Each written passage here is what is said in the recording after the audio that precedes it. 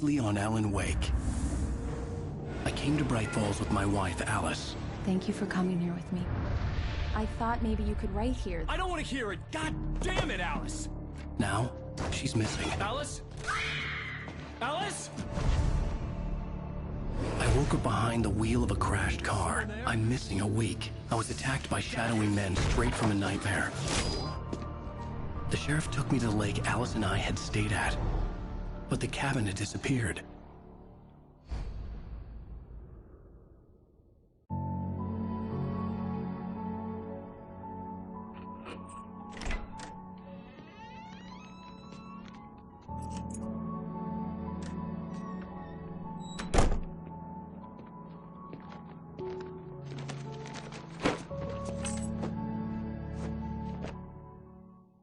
Honey, I'm home. Back here, sweetie. How was it? Worst weather I've ever seen. You should put some coffee on. It'll warm you up. Hey, handsome. This is gonna be a long night, but these shots are turning out great. I guess you're gonna need that coffee then. I'll go put it on.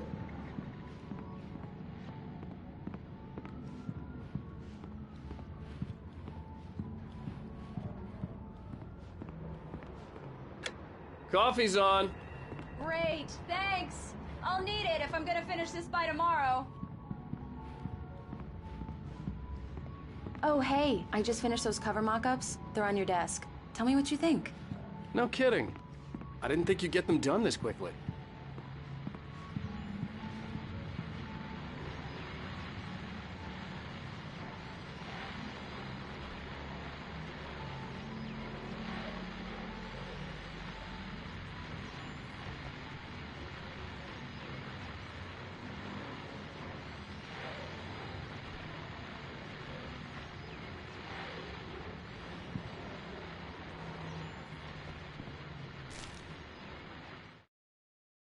This was a late goodbye. 13 years after I'd gotten my revenge, it had finally caught up with me.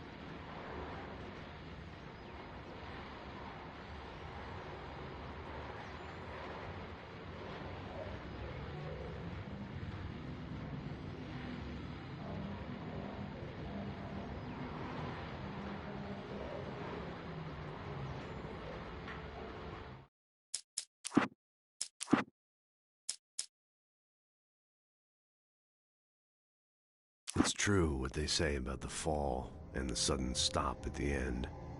I'd lain here in the snow while the lurid chain of scenes that had led me here kept playing in my head. A rerun of my own private snuff movie. A memory of my corpse. Alone at my own wake. Thinking in metaphors again.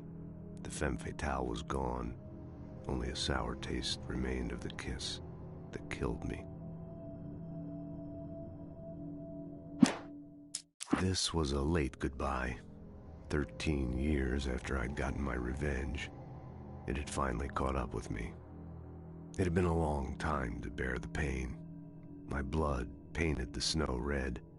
A gruesome slushy dissolved all the scattered painkillers and leisurely dripped down to the sewer, mingling with the bile of the city, becoming one with it.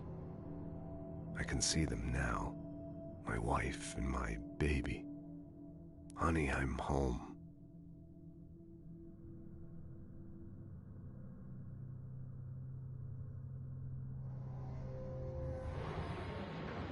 These look really good. Oh, sure, until Barry gets his hands on them. Which, by the way, will happen over my dead body. The last time was the last time. Oh, and speaking of Barry, he called. Alan! Alan! Please check the fuse box! I'm right here. I'm on it, honey. Please, hurry!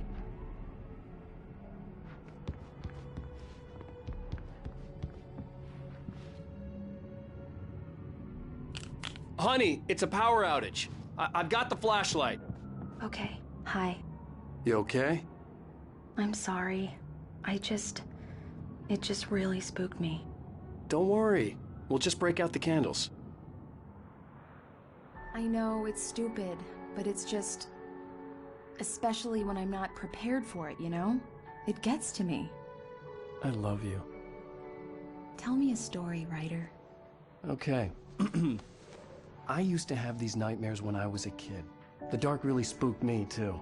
When it got really bad, my mom gave me this old light switch. She called it the clicker. The clicker, huh? Yeah. If I ever got scared of the dark, I could just flip the switch and a magic light would scare the monsters away. Oh, sure. Here it is. Alan. Maybe it'll help you, too. Yeah, nice story, writer boy. You made that up right now, didn't you? No. Seriously. I love you, even if you are a liar. Thanks for this.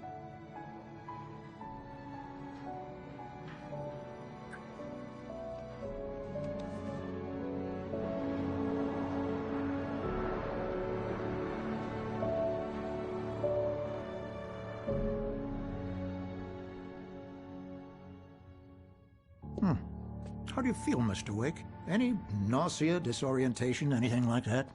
Mr. Wake, how are you feeling? I'm okay. My head's fine. I had to lie about my headache and memory loss. He'd send me to a hospital for tests. I couldn't leave without Alice. Very well. I don't think you have a concussion, but you've obviously been through quite a shock. You should take it easy for a couple of days. Thanks. Well then, Mr. Wake, we're done here. If the pain gets any worse or you experience any other symptoms, you should come see me. I'll let you get on with it then. Sarah, Sheriff Breaker, is waiting for you. She's very good at her job. I'm sure she can locate your wife in no time.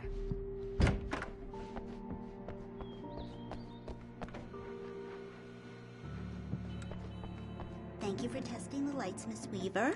Everything seems to be fine. I don't have the luxury of being complacent, Deputy Grant.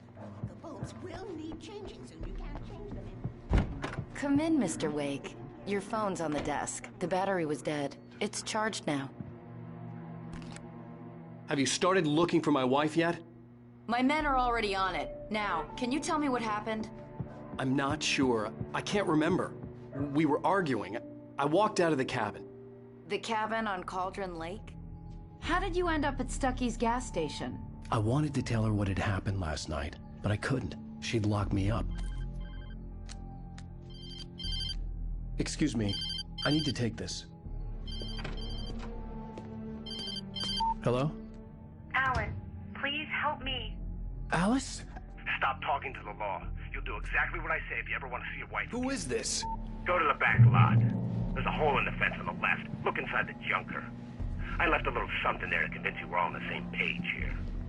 After you ditch the cops, you're gonna meet me in Elderwood National Park. There's a spot called Lover's Peak. Midnight.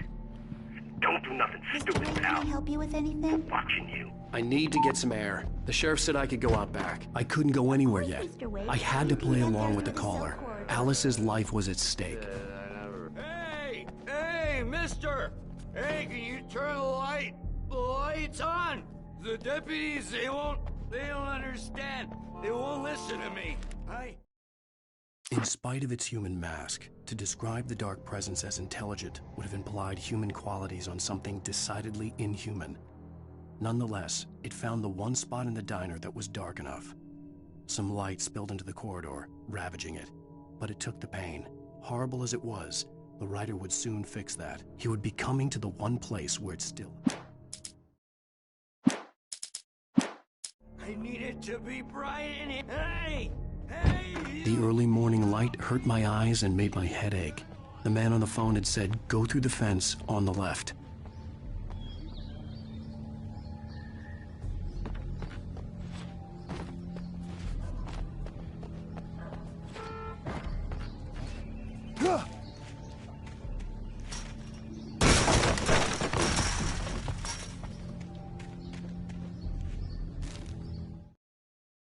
The kidnapper fired his gun one last time, and the shadow vanished into the darkness it had come from.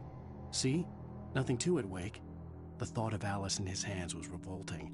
We stood on the wooden platform of Lover's Peak, the waterfall on the mountain behind us, the lights of the radio mast blinking red in the heights above. I fought with the urge to take a swing, force myself to speak. Let's cut the act now. Where's my wife?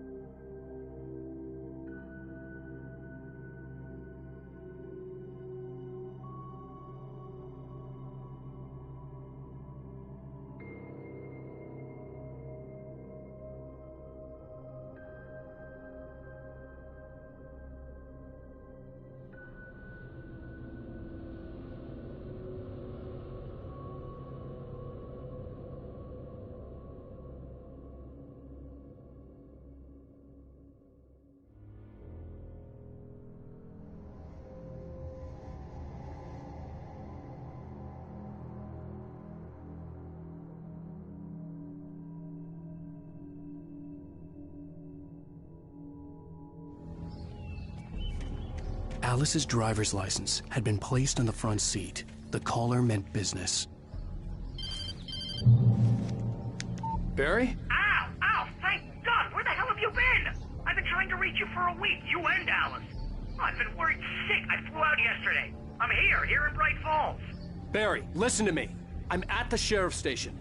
Come and get me. I can't talk now. Al, what the hell is going on? I had to get the sheriff to let me go. I needed to get to Elderwood National Park to meet Alice's kidnappers.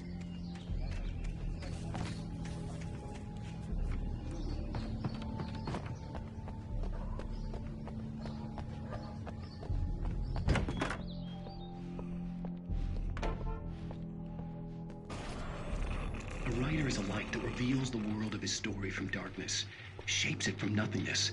The way a sculptor carves a statue from a block of granite.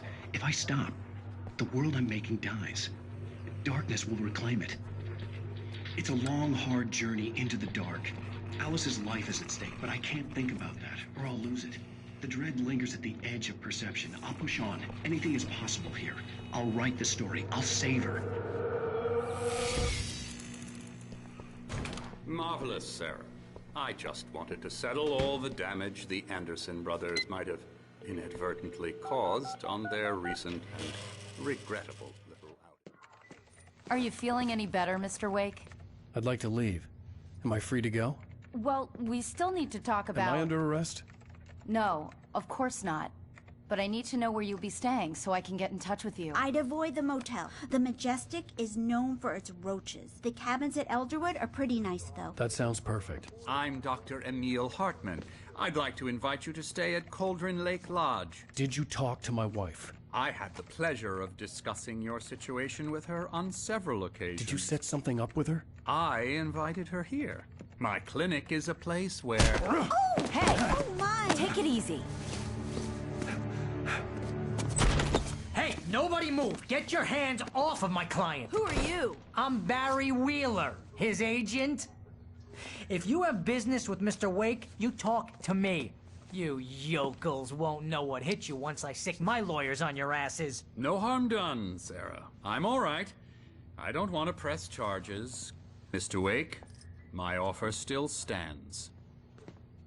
Get me out of here. What the hell was that about, Al? We don't need a replay of that thing with the paparazzi. I thought they were gonna lock you up. I had to talk to someone. I told Barry everything. He thought I was certifiable, but when he heard about the manuscript, I had him. The fact that I'd written something, even if I couldn't remember it, was enough for him. He smelled money. And he believed that Alice had been kidnapped. Anything beyond that was another story. I had a midnight appointment with the kidnapper in a place called Lover's Peak, somewhere in Elderwood National Park. The plan was to rent a cabin. I don't like it, Al. I don't like any of it. It's not good. In fact, it's the absolute opposite of good. Mr. Wake! Barry, you found him! Hi, Rose. Oh, wow. I was just thinking about you, too. Great. I was just bringing Rusty some coffee. He's on the balcony, looking after Max. Poor thing. I really need to go. Great to see you again, Mr. Wake. Later! Who's Max?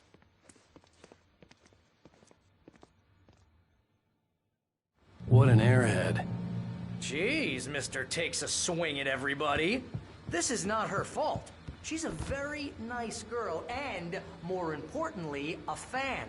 She even has a fan site dedicated to you. And she was very helpful when I was looking for you. Seriously, Al, what you were saying in the car, just listen to yourself. What, you shot a guy? Wait here. And his body just disappeared? Easy there, boy. I'm almost done. Hey, Rusty, right? You rent cabins. Oh, Mr. Wake. I'd shake your hand, but mine are kind of full here. Actually, I'm sorry about this. Would you mind grabbing the registration form from the desk? It's just across from Bucktooth Charlie. When was the last time you slept? What, are you high? Have you been drinking? No! Look, Barry, I'm missing a week.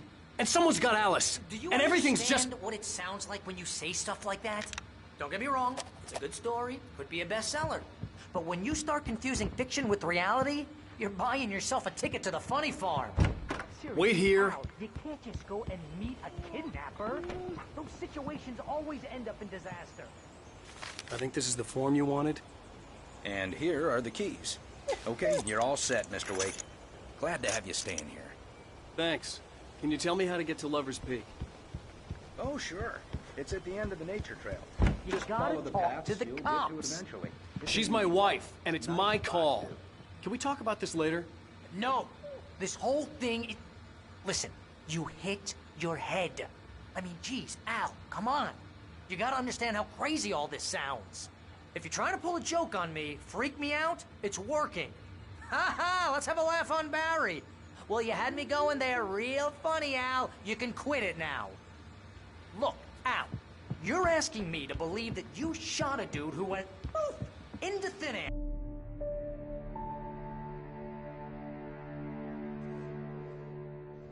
That's just crazy talk, Al. Al. Al? We should go to the sheriff or call the FBI. Damn it, Barry, they'll kill her! This is not a goddamn debate, Barry. I'm going to Lover's Peak. He said to come alone. Okay then. I understand. You're my best friend, and I'm worried that you're not right in the head. Tell me what to do to help, and I'll do it. You stay here, and if I'm not back by morning, call the cavalry. Achoo! Achoo! Just be careful with the natives, Al. These yokels are dangerous. Everybody hates a tourist, or it'll be Deliverance all over again. Achoo!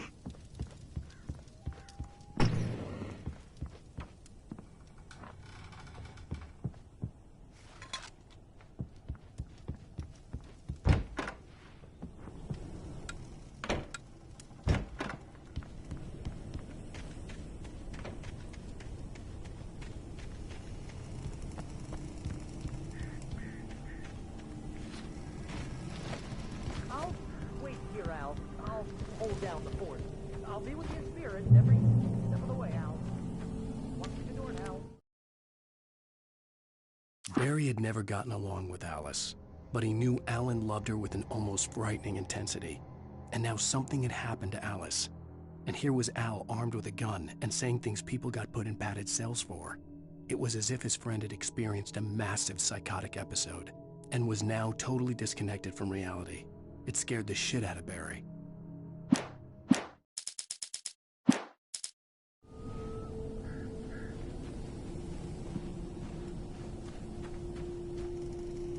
Barry had the keys to the car he rented.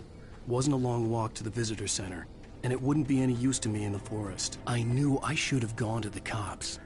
This wasn't the smartest thing I'd ever done, but I was still angry with Barry for trying to talk me out of it. These people had called me right in the sheriff's station. The cops wouldn't scare them, and they had Alice.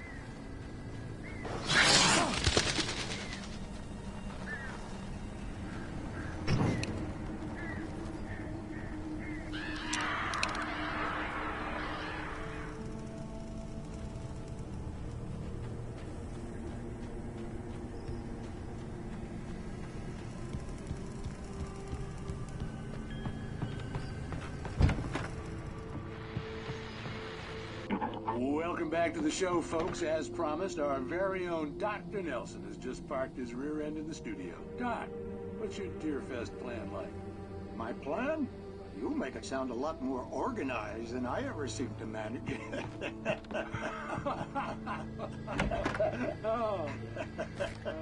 No plan, really, just taking the atmosphere. I'm getting a little too rickety to do much more than that, you know. Oh, tell me about it. No sack race for us older gentlemen, huh?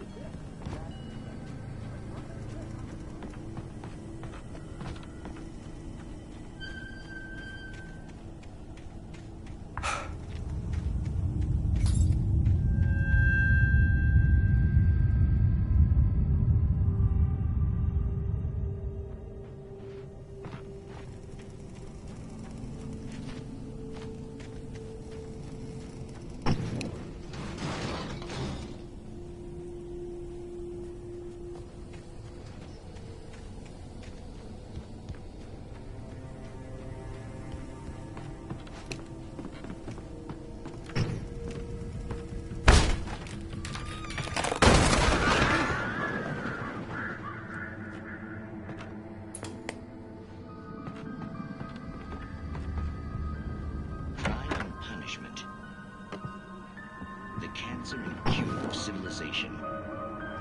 But some crimes are impossible to put out.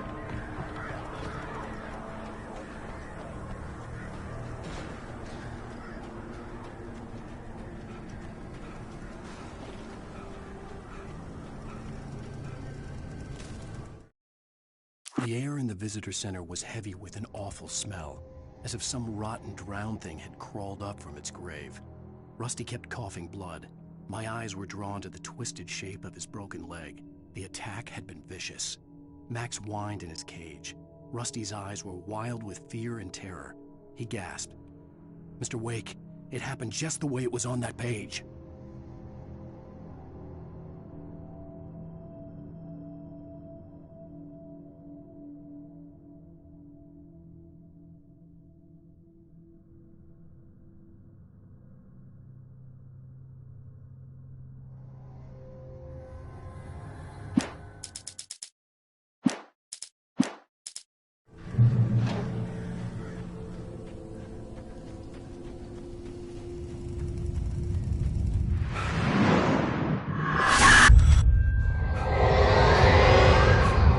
Vision left me weak. This was no head injury.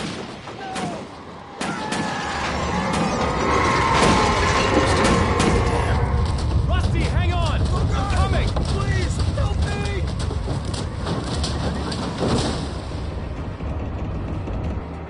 Anybody? Help me! Help me! Can you hear me? Anyone! Please, help! Hello? Back here. I'm back here. Hey, please help me. Mr. Wake?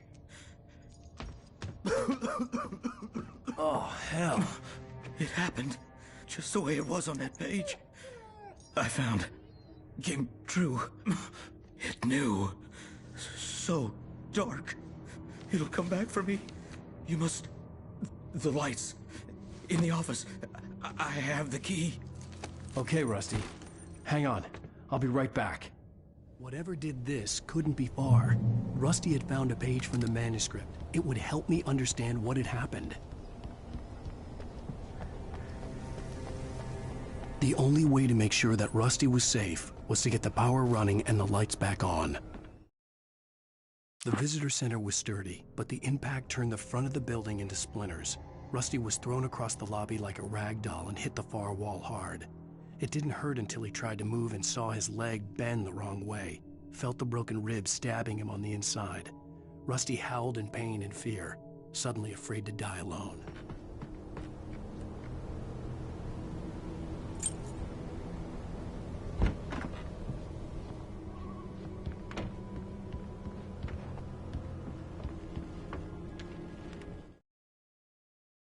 The visitor center was sturdy, but the impact turned the front of the building into splinters.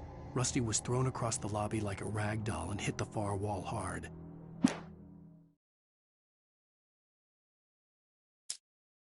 At the last instant, I changed direction and threw myself down. The axe splintered the trunk of a tree. I stumbled into the pool of bright light. My lungs burned. I was too exhausted to move. I tensed as I waited for the killing blow, but it never came.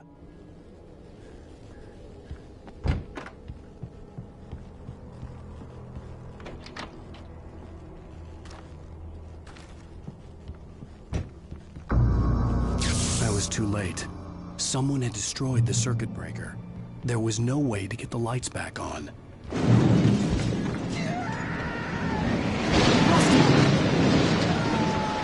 Rusty!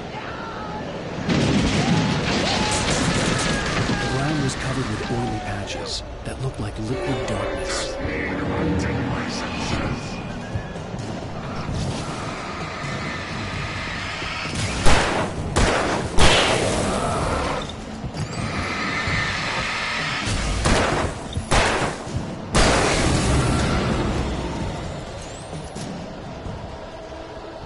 Something had torn a mammoth-sized hole in the wall.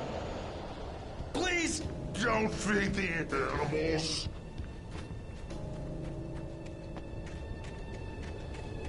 Fishing is only permitted for those visitors. poisons! Obey! Instructions. At all times. Never. Two bears and wolves. Never approach any other. Closer than 25 yards. Pets must be released. Never leave your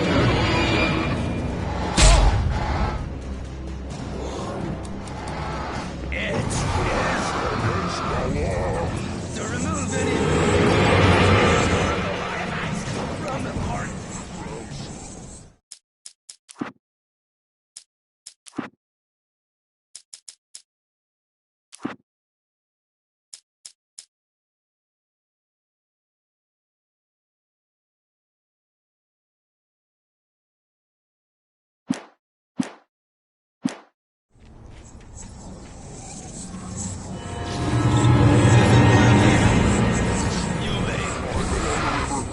Even simple berries!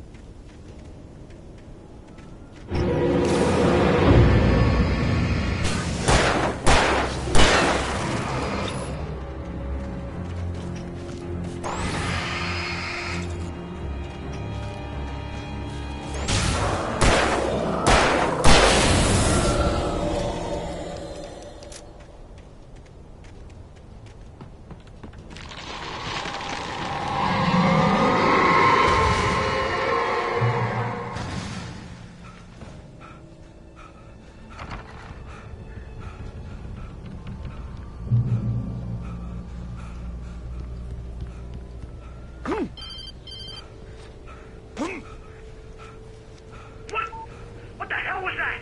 I saw from the window. I saw something. Forget about it, Barry. It's just me going crazy. Oh, jeez. Oh, jeez. You're not crazy. I wish you were crazy, but you're not crazy. Ow, be careful. Stay in the cabin. Don't open the door for anyone. I mean it.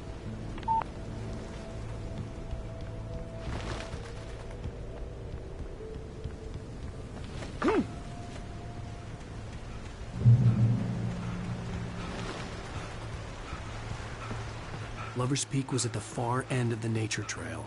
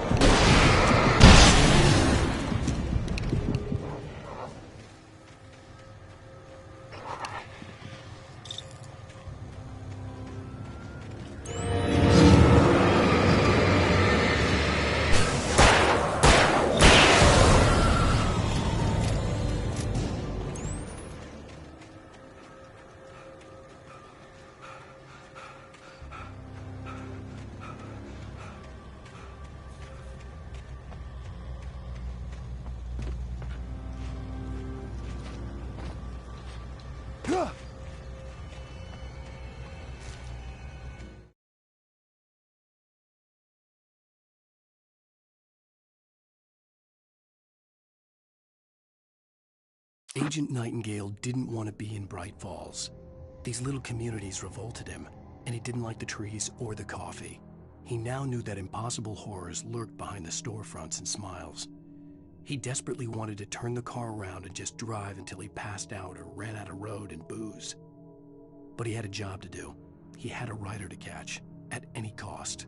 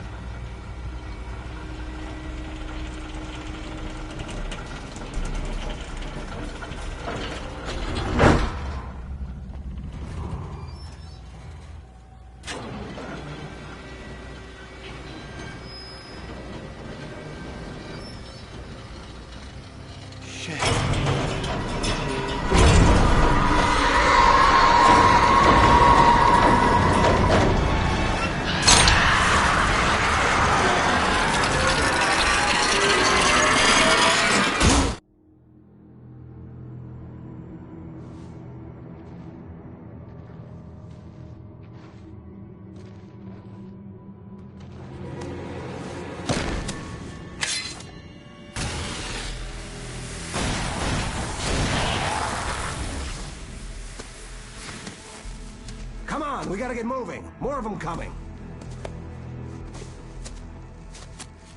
That flashlight's kid stuff. The flares won't keep the bastards away.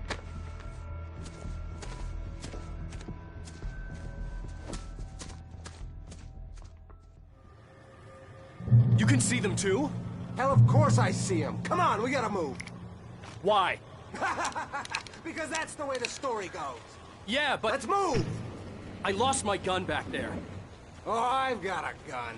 Just keep that light steady on him. It took a moment, but then I recognized him. He'd been on the ferry when I first arrived here with Alice. He knew my name. We were headed in the direction of Lover's Peak. There was no way this was a coincidence. He was the kidnapper. Come on, Wake! You better keep up.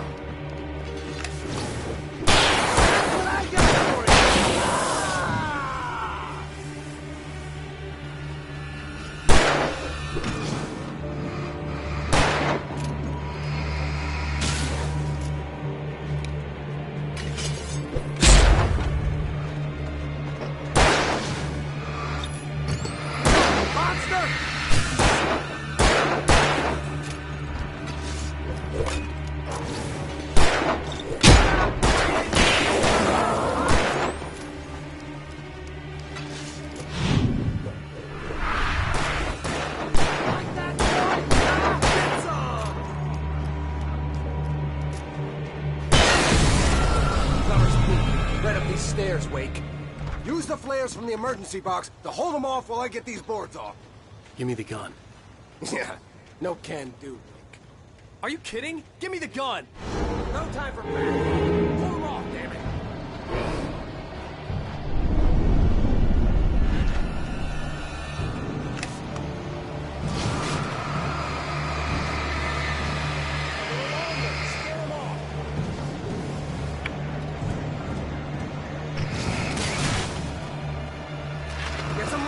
Bastards, that'll keep them off us.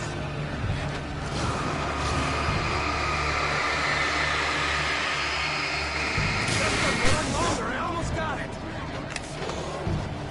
Okay, it's open. Move it or lose it.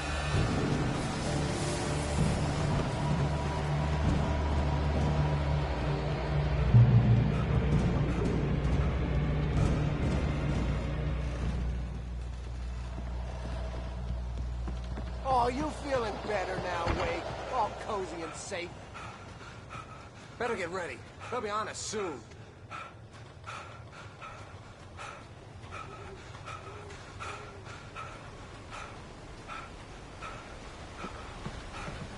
This is it, Wake. Last stand. There's more flares here. Get ready. We fight them as long as they keep coming. Give me the goddamn gun! They're coming! That's not how this goes. Get with the program, Wake.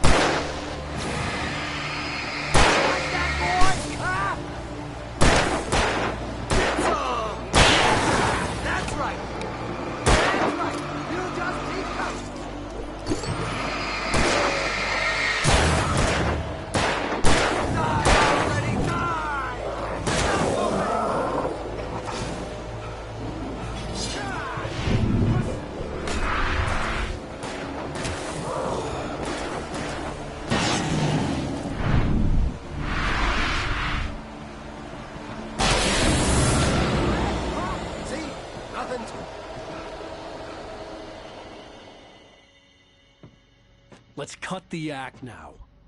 Where's my wife? I knew you were gonna say that. I read it all before. You're a hell of a writer. Congratulations.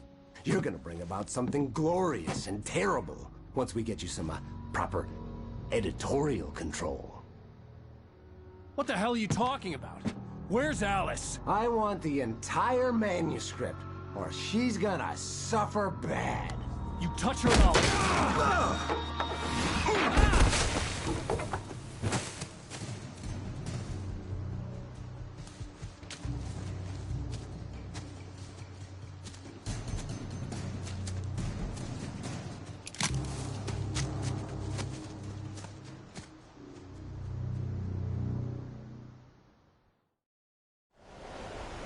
You're gonna give me the manuscript or you'll be sorry!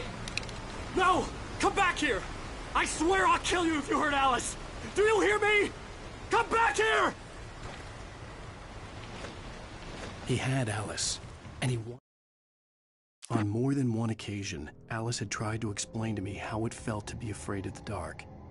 To her, darkness wasn't simply the absence of light, but something more tangible than that. It was something you could touch and feel. Worse than that, it was something with a mind of its own, something malicious and malign. For her, things changed when they were wrapped in darkness. They turned into something else, something foreign. And nothing was safe or innocent anymore. I'd never really understood what she meant, until now. The manuscript because he thought it held some magical power, but I had no manuscript to give him. I had to get back to Barry and figure out my next move.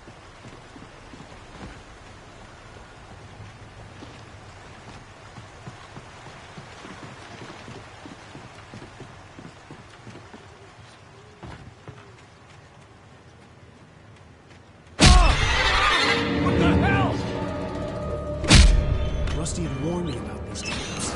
hurt like hell. I was stuck.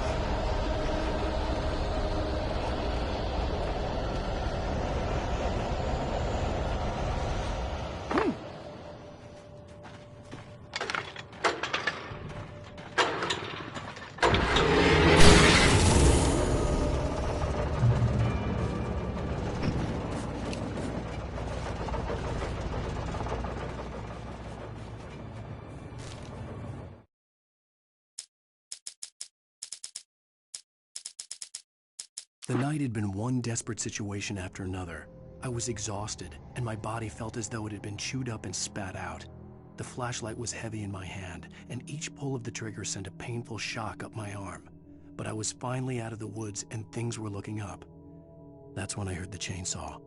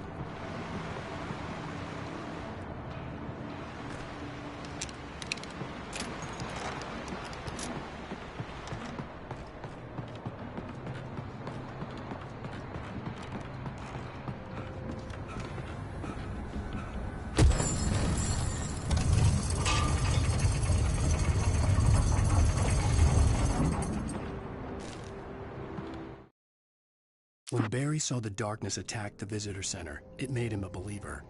The men Al said he'd shot, they hadn't been just locals on crank. Somehow the world had changed, like the channel had been switched without warning. You think you're watching a sitcom, and you're really watching a horror show.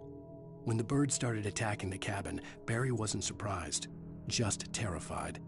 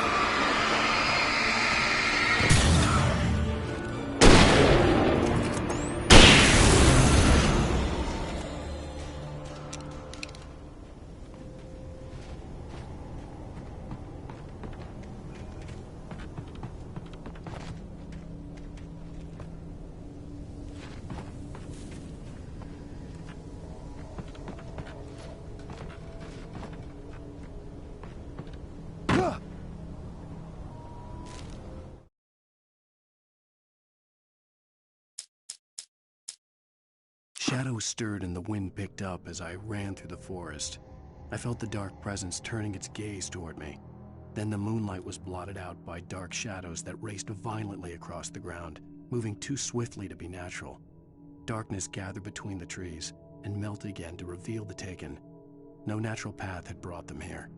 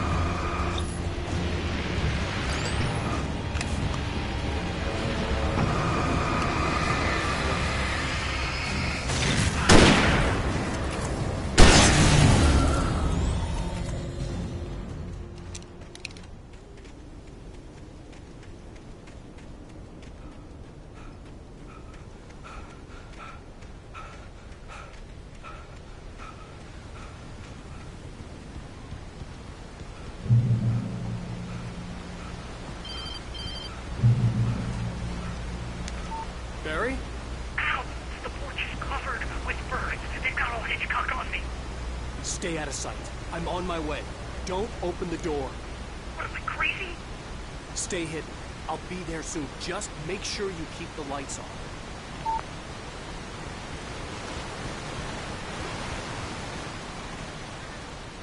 I still had to reach Barry at the cabin, but at least I was out of the woods.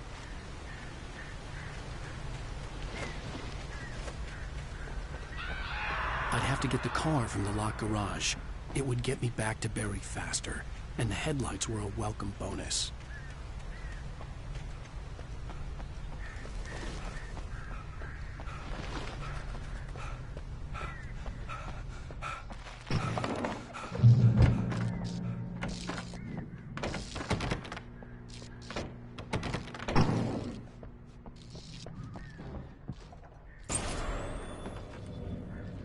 A story is not a machine that does what you tell it. A story is a beast with a life of its own. You can create it, shape it, but as the story grows, it starts wanting things of its own. Change one thing and you set off a chain reaction of events that spreads through the whole thing. The characters have to be true to themselves. The events need to follow a logic that fits the story. A single flaw and the magic is gone. The story dies. Alice dies.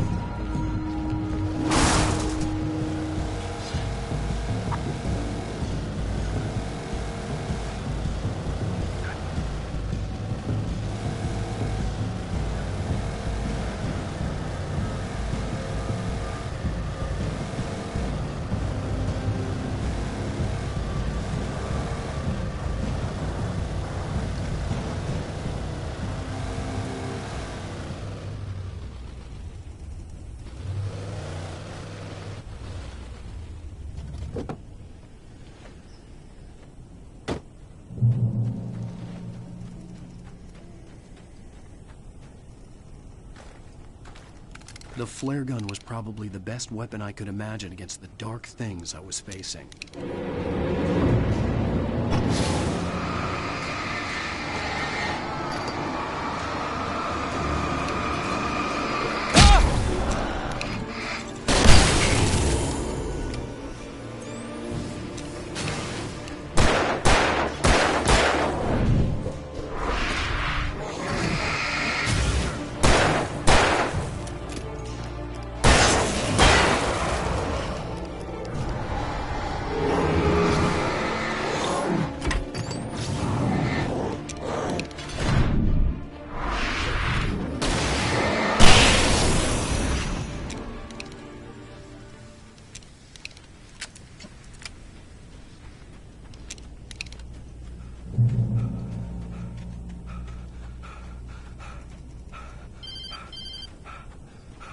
It was the kidnapper.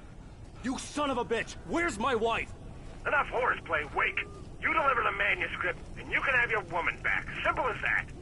I don't... Listen. I'm gonna need time to finish it. I still need to write the ending. I need... a week. It's not done? I need a week. 2 days. The old Bright Falls coal mine is nearby. You can find it easy, city boy. The main building, there at noon. You bring the manuscript, you'll get your wife. If not, well, get me? Yes, I get you.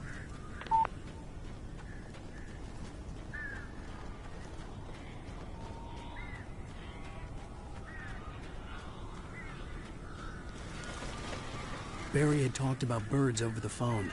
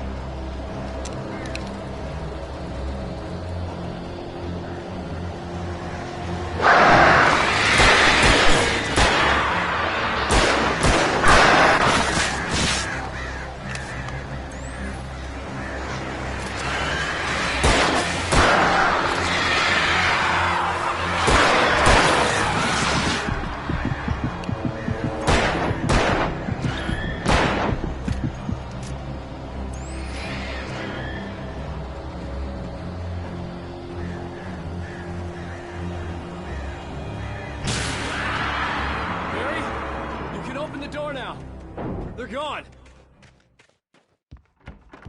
Hey, Al. I'm sorry for thinking you were having a psychotic episode, man. I sent Barry to the town to ask around about a man fitting the kidnapper's description. He'd go through the archives of the local paper. Perhaps he could learn something. Anything about the island and the cabin that had disappeared. The man wanted a manuscript. I had to try to write him one to get Alice back.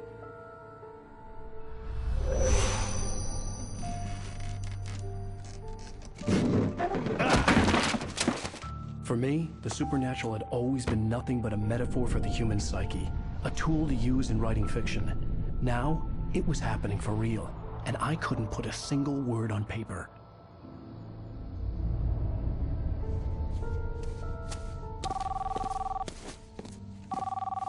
Barry Wheeler speaking. This is Rose. Rose? I found Mr. Wake's pages. Oh, you sweet, brilliant girl. Could you and Mr. Wake come get them? I live in the trailer park outside the town. We'll be there in less than an hour. Bye now. See you soon. Have a great day. Hope you come back soon. Welcome to the Oh Dear Diner. Good girl.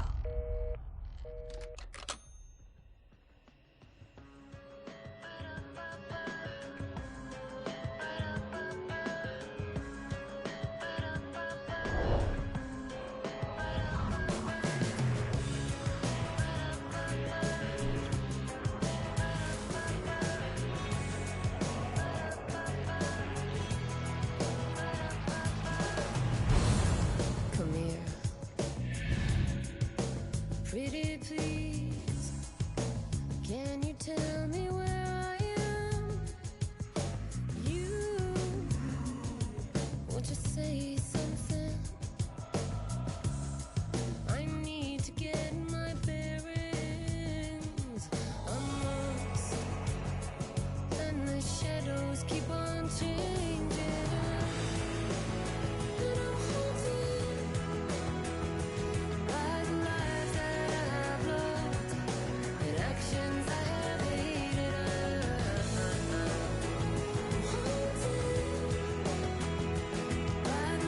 Previously on Alan Wake, Alice has been kidnapped. Alan, please help me. Alice? You'll do exactly what I say if you ever want to see your wife again. I can't tell anyone except my agent Barry. Damn it, Barry, they'll kill her. You're my best friend, and I'm worried that you're not right in the head. The ransom is a manuscript I supposedly wrote that's coming true before my eyes. It happened just the way it was on that page. So dark. I have found only a few scattered pages. I want the entire manuscript. The deadline is in 2 days. I found Mr. Wake's pages.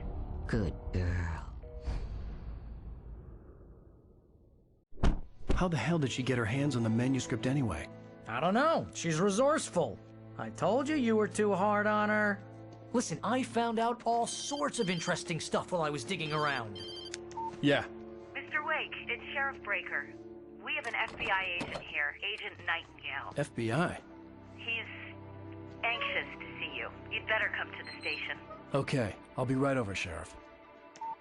Let's make this quick, huh? Help you folks? Name's Randolph. I'm the manager. We're looking for Rose. Works as a waitress down at the diner. Rose, sure. Nice girl. Who wants to know? I'm Alan Wake. The writer, huh? I heard on the radio you were visiting. Well, I'll show you her trailer. That Rose, she's a nice girl. Always pays her rent on time. As I was saying, Al, I found all sorts of weird stuff from the local newspaper's archives. This place is crazy. Disappearances, mysterious deaths, urban legends come true, and get this, most of this stuff takes place around Cauldron Lake. Well, you ain't wrong, mister. The Indians thought the lake was a doorway to the underworld. I'm the God-fearing type myself. I don't hold with that sort of thing. Yeah, okay. Anyway, there was an island there owned by a guy called Thomas Zane. Now, some of the articles I found about him make him out to be a famous writer, but I ran a bunch of searches, couldn't find a single thing he wrote. Zane was heavily into diving, so much so that the place came to be called Diver's Isle. But the volcano under the lake erupted in 1970, and Zane went down with the island. Yeah, how about that? It was there in the morning, as if it had fallen from the sky. But it would take a tornado to lift something like that. We're damn lucky it didn't crush any of the trailers.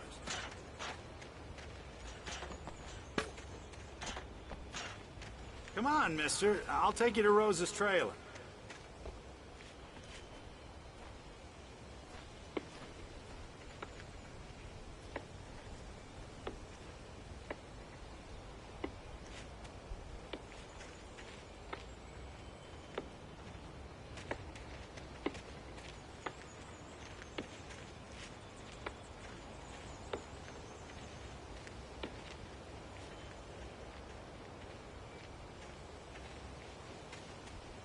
It gets better.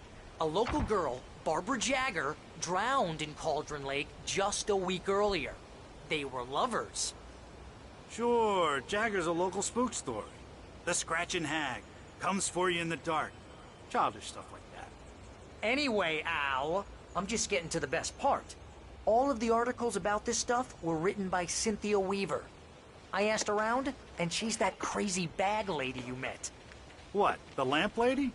She can be a little loopy, but she's not homeless or anything. Yeah, anyway, she knew both Jagger and Zane before they both died, and she had some kind of a breakdown.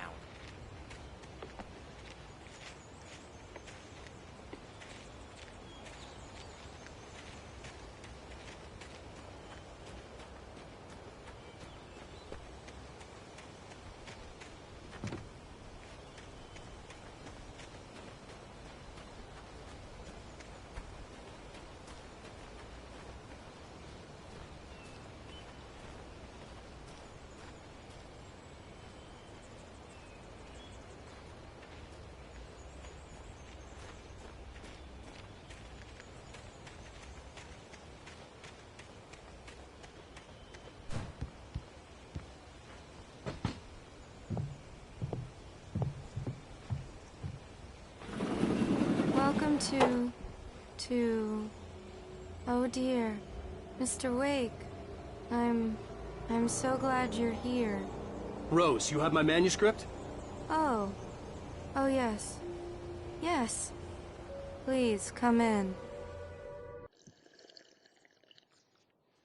Hey, this is really good.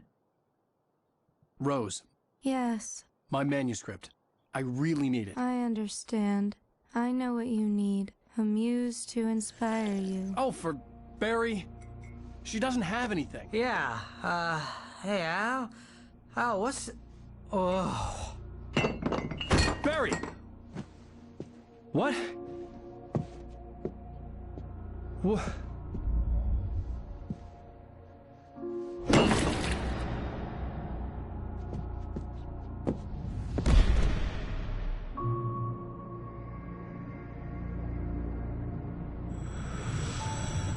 It's coming for you, hiding in my barber's skin.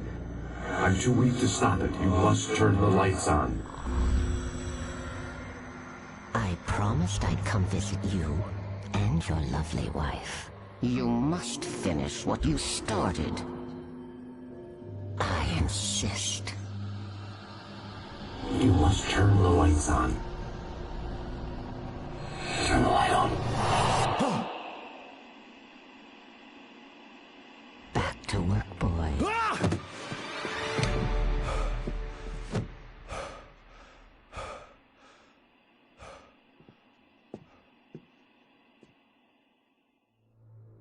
I felt nauseous, hungover. Only anger kept me going. I can't tell reality from dream anymore, but it seems I have an imaginary editor to help me. She's an old woman in a funeral dress. I call her Barbara Jagger. She's very strict. I'm writing faster and faster. My manuscript is being heavily revised. The edits are getting very aggressive, and each day there's less of me and more of her. I hate it, but I know she's right. She promises me I can save Alice this way. She knows more of this than I do. About the complex incantation I'm attempting. About this place. She's worked with another writer under similar circumstances, Thomas Zane. The genre of the story seems to be shifting. It's turning into a horror story. I'm getting close. I can feel it.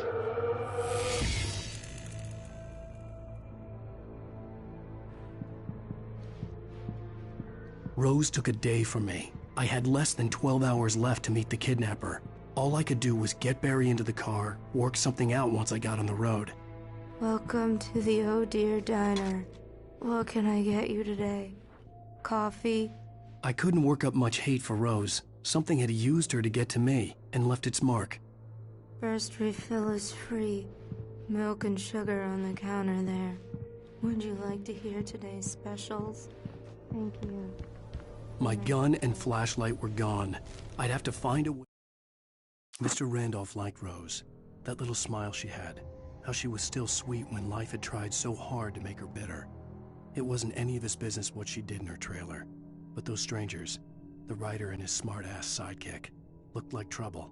And they'd been in there for hours, way past her normal bedtime. He reached for the phone and called the sheriff's station. Get Barry into the car as quickly as possible. There was no time to waste.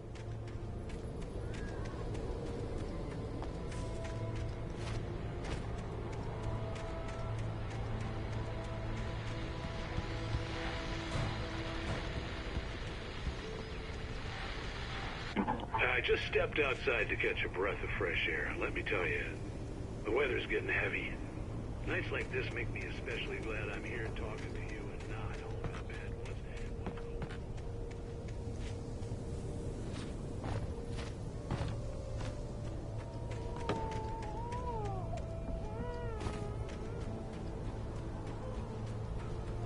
Oh, you're gonna get it now. God knows what you've done to that poor girl. This is Agent Nightingale, FBI! Get him up, Hemingway! You're under arrest! You move a muscle, I'll unload right in your goddamn face! Stay right where you are, Slane!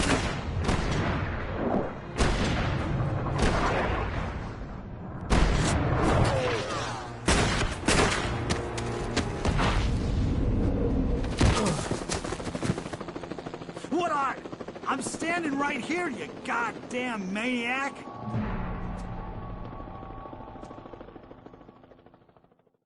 I hated to leave Barry behind, but there was no way I'd miss my appointment with the kidnapper.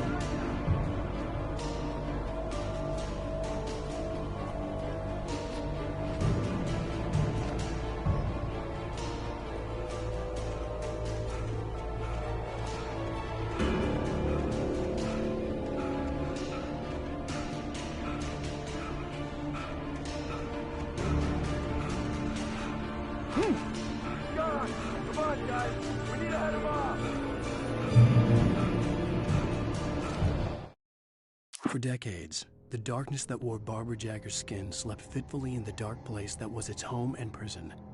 It was hungry and in pain. It dreamed of its nights of glory when the poet's writing had called it from the depths and given it a brief, terrible taste of power and freedom. The rock stars had stirred it from the deep sleep the poet had sunk it back to in the end. When it sensed the writer on the ferry, it opened its eyes.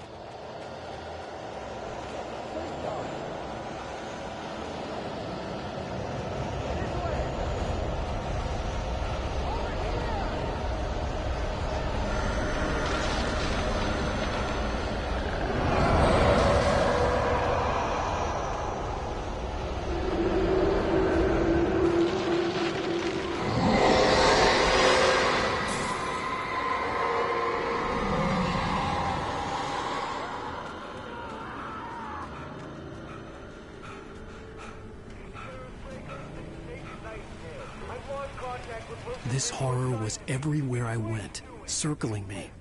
The cops didn't stand a chance. They were after a writer, not a monster.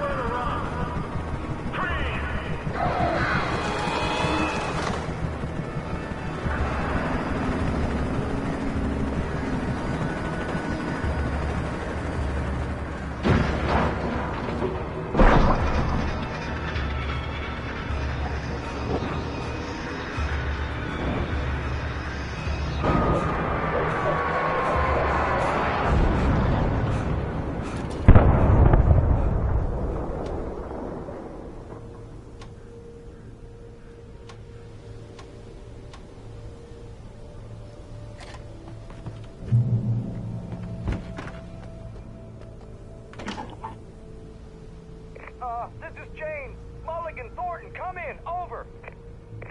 Thornton here. James, we got both Wheeler and Rose in custody. They didn't put up a fight or anything. Why, hey, what you... Come on! Sit down and give me that. James, Mulligan here. Over. Go ahead, Mulligan. Over. We got Wheeler and Rose here. Wheeler's drunk or hopped up on something. Speaking of which, that Fed had a pretty distinctive whiff of Otis Scotch about him, if you know what I mean. Over. I don't have anything on that, Deputy Mulligan. Over. Well, whatever. Anyway, Rose is just being plain weird here. You better get Doc in to take a look at both. Over. Gotcha. You better get them here quickly. The, Fed's gonna want to interview Wheeler. Over.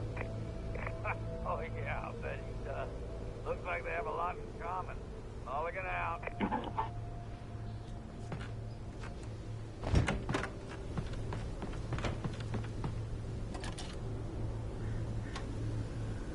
I could see the lights of the radio station in the distance.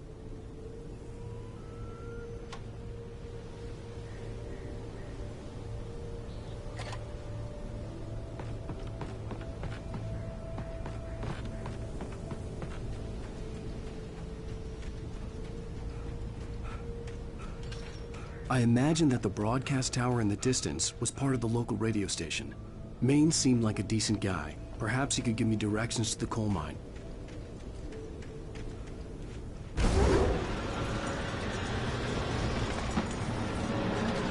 Unnatural shadows. Was trying to stop me. I wouldn't get through without a light.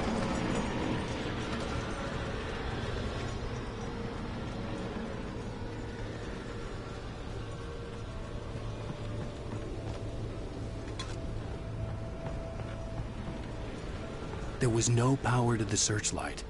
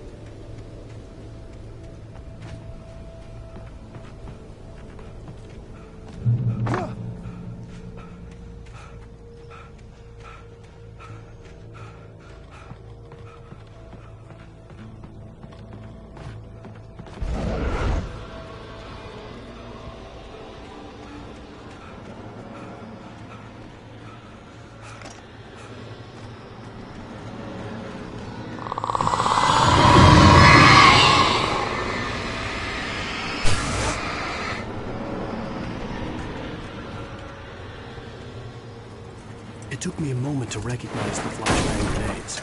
They were an ideal weapon for my situation. Team 1, come in. Over.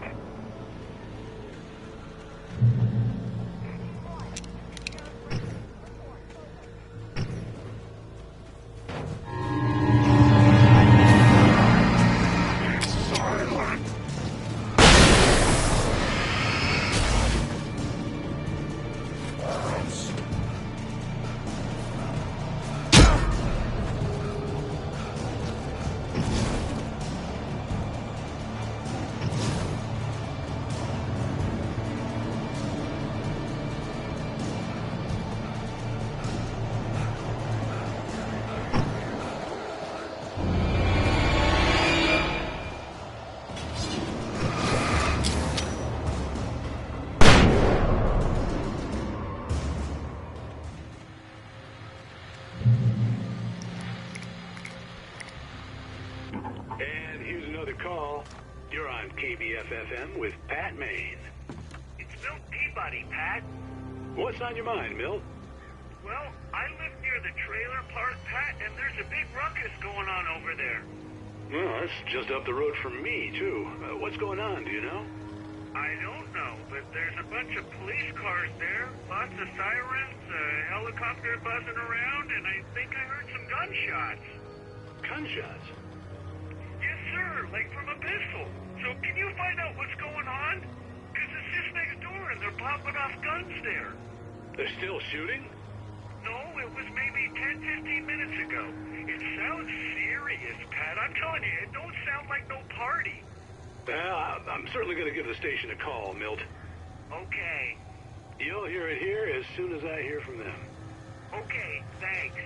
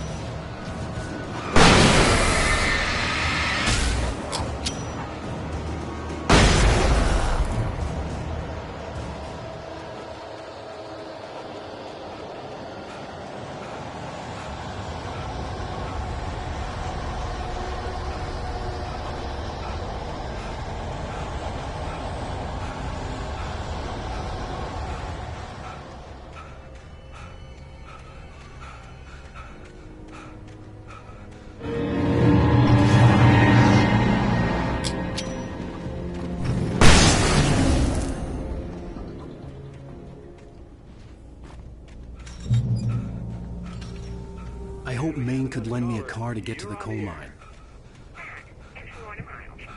Oh, why, hello, Lorna. What do you have for us? What do you mean? It's a trailer park. Of course you're going to have trouble in a place like that. I mean, what do you expect? The sheriff should be helping us normal citizens instead of wasting resources on those people. Well... They'll have to try to sort themselves out. I'm sorry, but my granddaddy settled in Bright Falls in 1911. Well, thank you very much for that compassionate viewpoint, Lorna. Oh, here's a little surprise.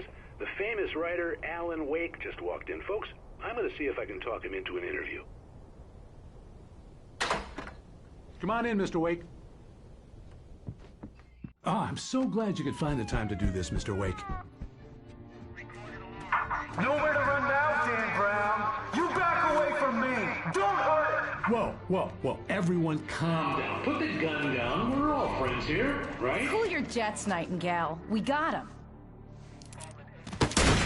Judas Priest! What the hell's the matter with you? There's a civilian in there.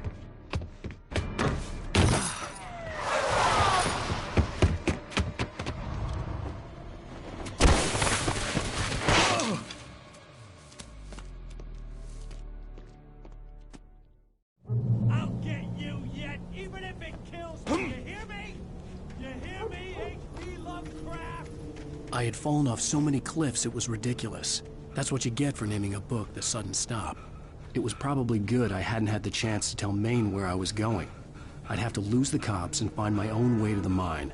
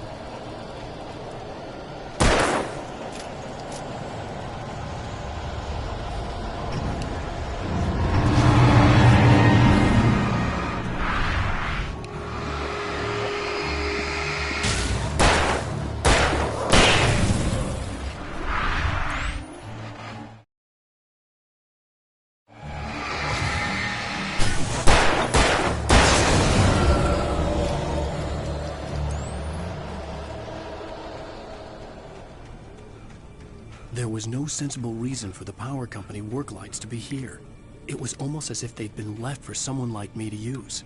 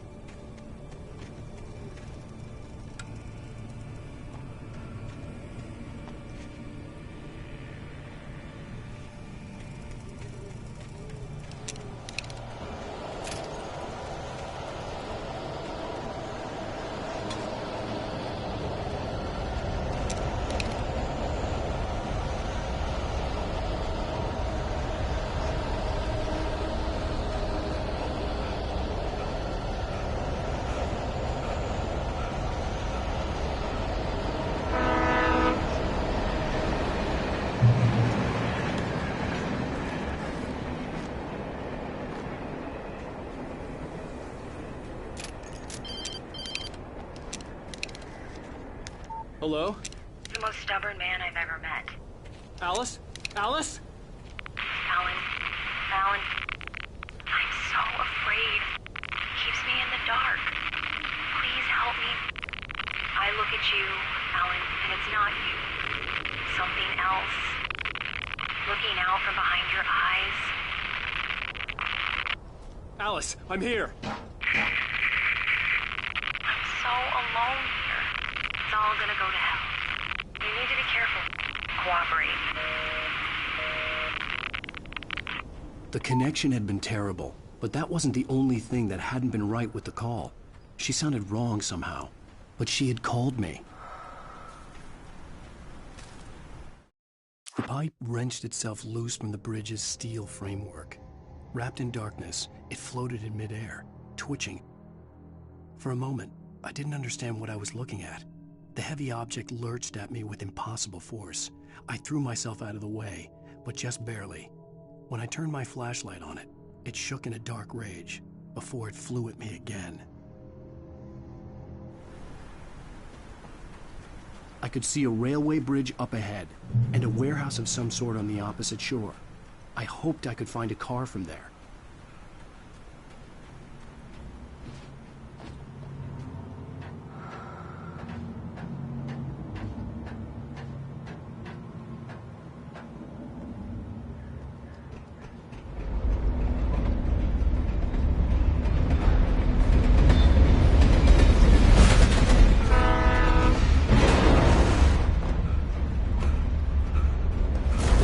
That was pursuing me was growing stronger, and it was taking over everything in its path.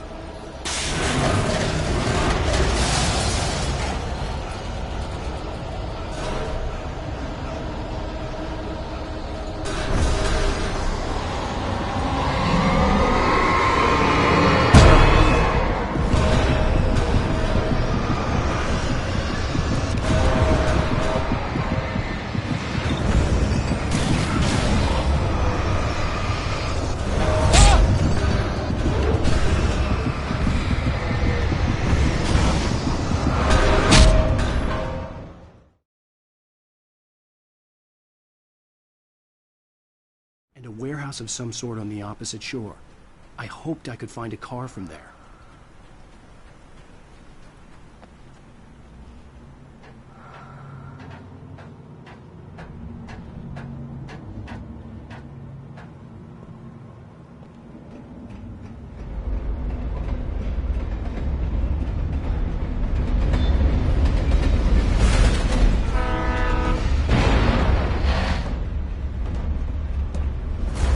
that was pursuing me was growing stronger, and it was taking over everything in its path.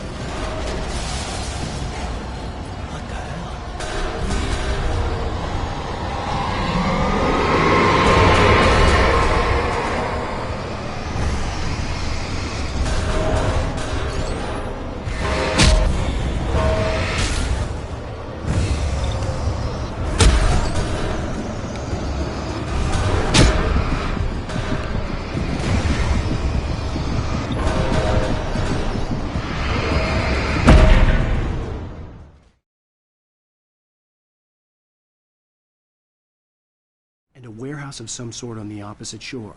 I hoped I could find a car from there.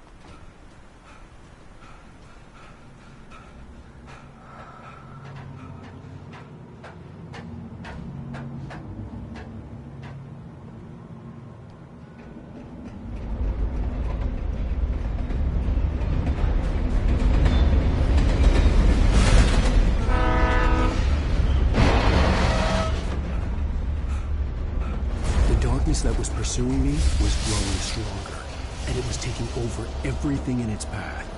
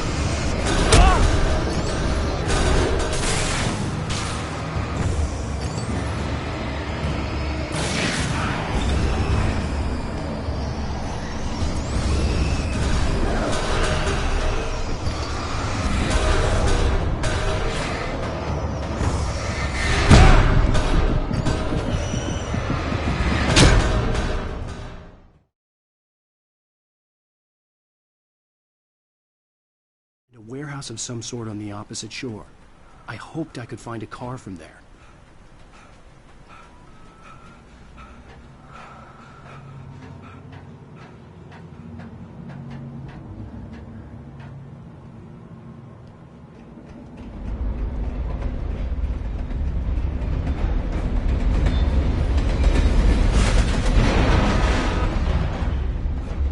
The darkness that was pursuing me was growing stronger, and it was taking over everything in its path.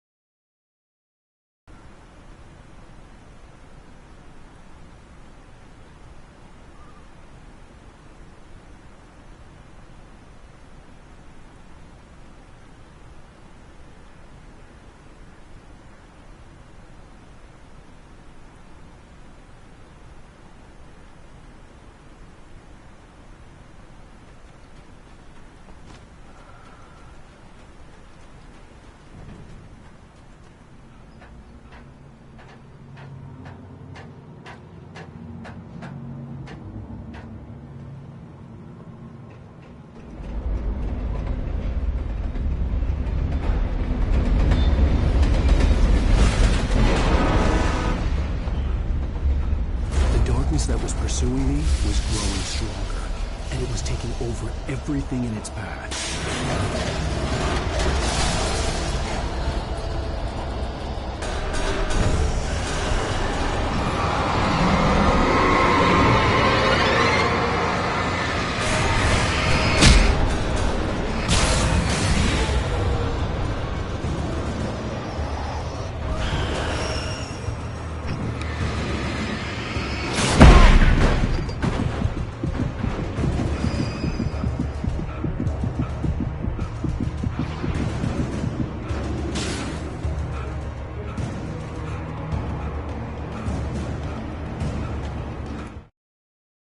I slammed the door shut right in his smug face. He pleaded for me to open the door. True to form, the asshole actually thought I would obey. I had no sympathy left, no guilt either, not for him. I took a moment to savor the scream. I bet I had a smile on my face. It was all that I had time for. The dark presence was inside the lodge with me.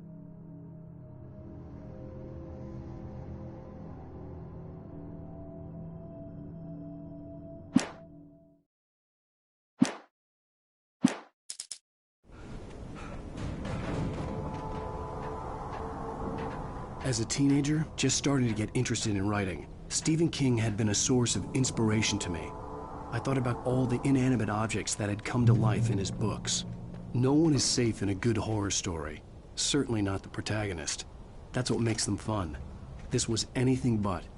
The darkness could possess anything, and it was getting closer.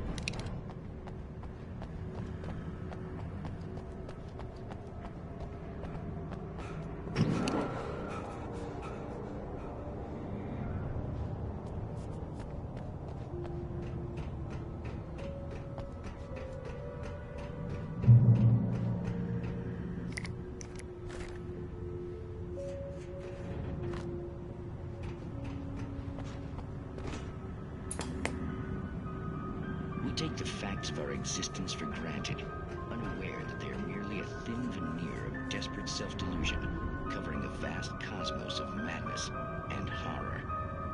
All too often, the stars are right. In Night Springs. Tonight's episode, a family occasion. Journalist Alvin Derleth's trip to study the local customs of an insular community in Night Springs has been less than successful. Until tonight. Well, I'm glad you changed your minds about this. Ancient customs, local mythology. My editor loves this kind of stuff. Well, Mr. Derleth, we don't want to feel like we're on exhibition. But you have demonstrated the seriousness of your intent. Oh, I am serious. Really, just do your thing. I'll stay out of your way and observe. Actually, I thought you could assist us. I'm afraid we are a man short. It would provide you with an intimate perspective. Well, I guess that's the least I can. What would I have to do? Oh, here. Let me show you with a... The darkness surged towards me, sucking everything loose from the ground into its depths, tugging at my clothes. I saw the flare the kidnapper had dropped and threw myself towards it just as I felt my feet leave the ground. The darkness embraced me with the force of a tornado. Somehow I managed to light the flare. I slammed the door shut right in his smug face. He pleaded for me to open the door. True to form.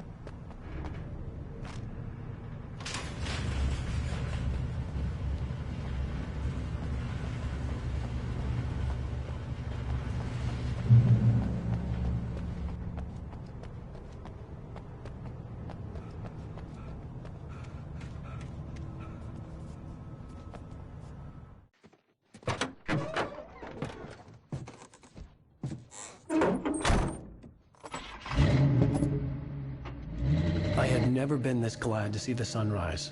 I had a couple of hours to get to the coal mine.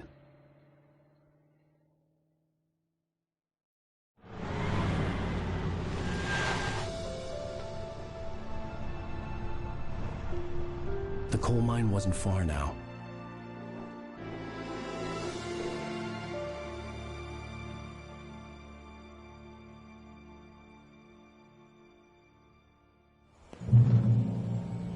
Today, I would meet the kidnapper, and he would give me Alice. I wouldn't give him any other choice.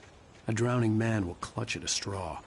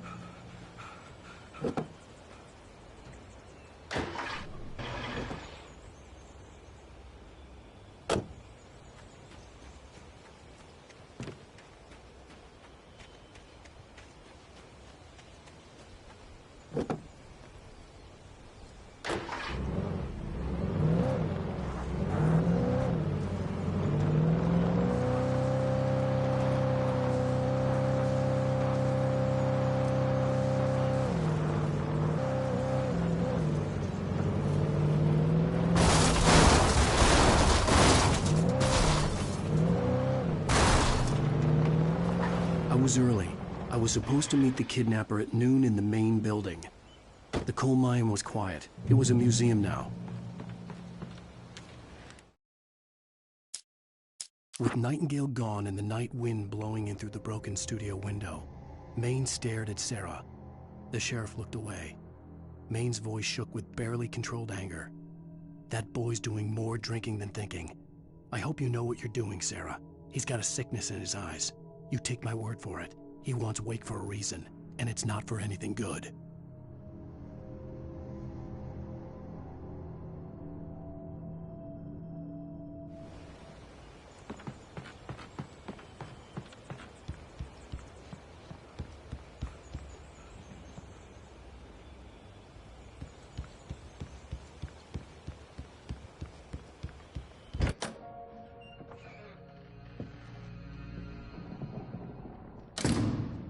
I didn't want to go outside. Cops had to be looking for me. The noon sun turned the place into a sauna. The day dragged on. Different scenarios ran through my mind. Ways of how I'd torture the kidnapper to get Alice back. Or the different horrible things he could have done to her. I imagined her dead. I had no way of knowing she was still alive. It was killing me. I was running on blind hope. It was all a waste of time. The bastard never showed up.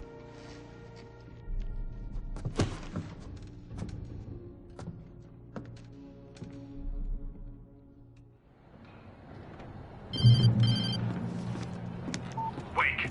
Where the hell are you? Change of plans. You know where Mirror Peak is? It's a big mountain north of where you are. You follow the path from the mine, you can't miss it. There's a lookout point there. I'll be waiting. I'm through being jerked around by you. You want to see your wife alive? Because if you do, you better watch what you say to me. Do we understand each other? I want to talk to Alice. Yeah, and I want the manuscript. Don't keep me waiting, Wake. Hello? Hello! Ah! I'm gonna kill him! I had to get to Mirror Peak.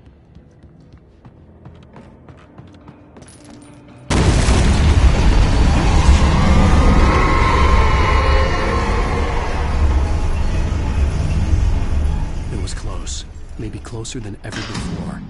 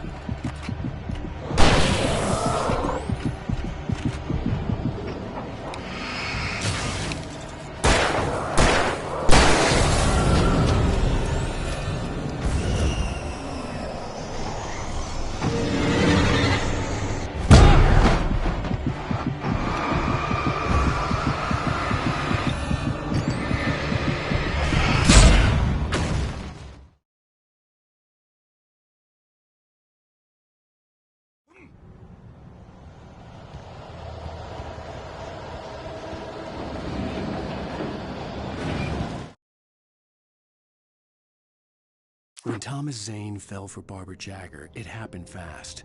She was young, vibrant, and beautiful, full of life. He had never been a very happy man, and without any seeming effort, she had changed all that. Zane felt good for the first time in his life. Everything she did was another piece of a jigsaw puzzle he hadn't even known he'd been missing. And best of all, she made the words flow, strong and sharp. She was his muse.